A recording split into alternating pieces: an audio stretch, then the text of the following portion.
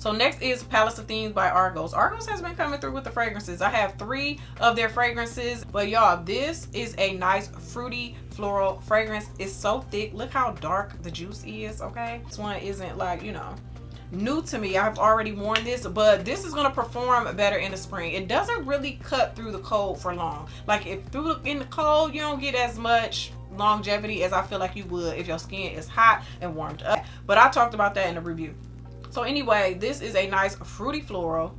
You definitely get a good balance of the fruits and the florals. I feel like this is a grown woman fruity floral. This isn't like a little bopper, okay? This is giving grown woman, sophisticated type of fruity floral. And this is a thick fruity floral. So if you're used to fragrances, you know what I mean by a thick fruity floral. You feel like when you spray it on, like the projection is nice, the sillage is nice. Both are definitely moderate. The longevity goes up and down depending on the weather, because I wore it on a cold day and I wore it on a warmer day, and it performed better on the warmer day. It was warmer, but it wasn't quite spring weather, but it was definitely warmer than the other day that I wore it. So you definitely do smell like the red berries in it, and it smells good, and it lives throughout the life of the fragrance. Then you get into the florals, you definitely get the rose, the peony, you get some violet, and then down at the base it's got vetiver, it's got musk. This is definitely, like I said, a sophisticated fruity floral. If you have Pallas Athene, let me know how you feel about it, what you think about it.